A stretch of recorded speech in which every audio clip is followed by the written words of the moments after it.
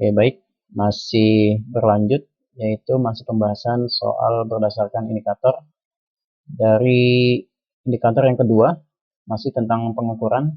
Namun di sini bedanya disajikan gambar benda dengan alat ukurnya, di mana siswa dapat menghitung nilai besaran yang diminta. Artinya di sini siswa harus menghitung nilai besaran yang diminta.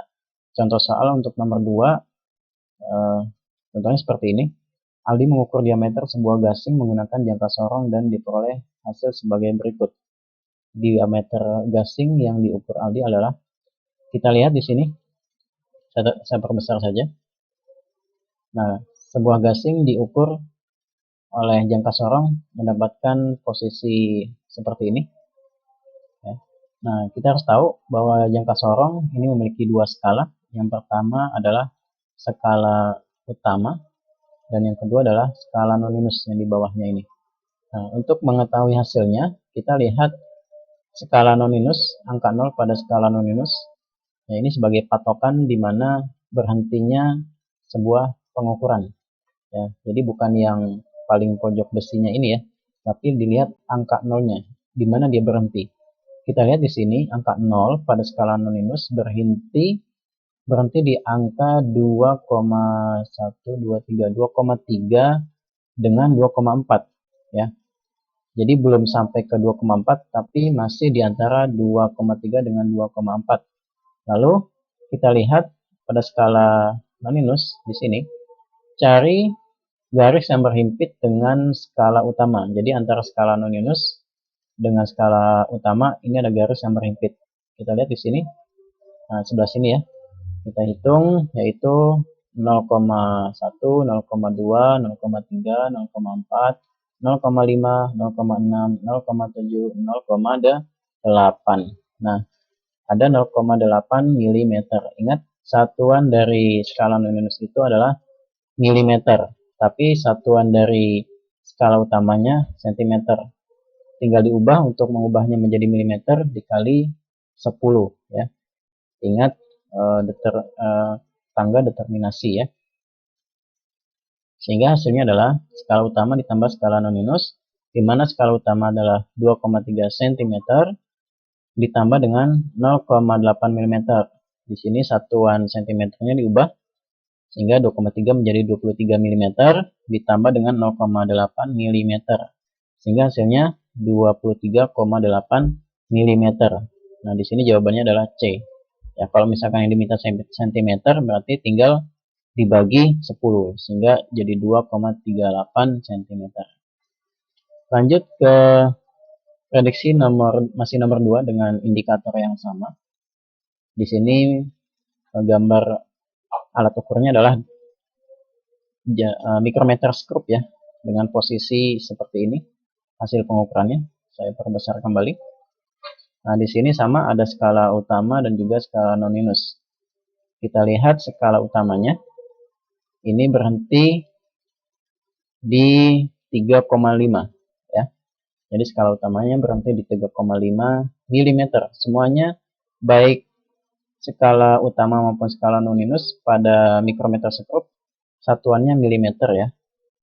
Jadi walaupun di sini 3,5 bukan 3,5 cm tapi sudah milimeter. Nah, di sini untuk skala noninusnya tinggal dicari yang berhimpit dengan garis tengah pada skala utama ini. Lihat di sini ada 10, kita hitungnya bukan 10-nya tapi 0,10, 0,11. Di sini yang berhimpit 0,12 sehingga ditambah 0,12 mm. Karena satuannya sudah sama, maka tinggal dijumlahkan saja yaitu 3,62 mm ya. Atau kalau misalkan mau dibagi ya, dibagi 10 jadi 0,362 cm. Lanjut yang prediksi masih nomor 2 dengan indikator yang sama. Misalkan ada neraca timbangan ya, agar seimbang bagi apa yang harus ditambahkan di sini. Ya, nilai anak timbangan X yang harus ditambahkan adalah berapa angkanya di sini. Kita anggap saja sebelah yang 1,2 kg ini adalah A dan yang sebelah kanannya itu B ya. di mana A di sini adalah 1200 gram, karena 1,2 kg diubah menjadi gram dikali 1000, menjadi 1200 gram. Sama dengan di sini ada 500 gram dan 50 gram ya, di sini maksudnya gram. Jadi 500 ditambah 50 gram ditambah X-nya yang akan dicari. Sehingga dijumlahkan saja. Nah, posisinya seperti ini. Ketika 550 yang berada di sebelah kanan pindah ke ruas kiri menjadi negatif. Sehingga 1200 gram dikurang 550 gram sama dengan X. Jadi X sama dengan 650 gram. Nah, untuk contoh soal masih dalam pengukuran, ya ini alat ukurnya stopwatch. Ini mengukur waktu, ya.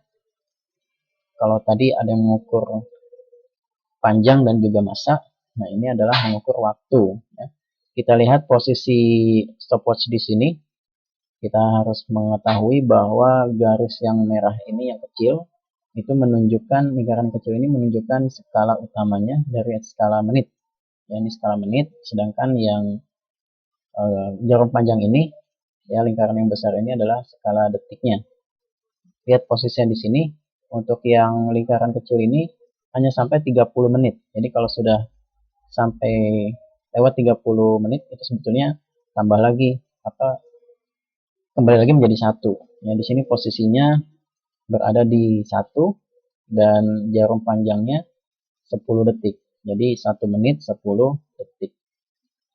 Nah, mungkin untuk indikator pada soal nomor 2 dengan berbagai macam jenis alat ukur, ya, dengan hasil pengukurannya cukup sekian ya.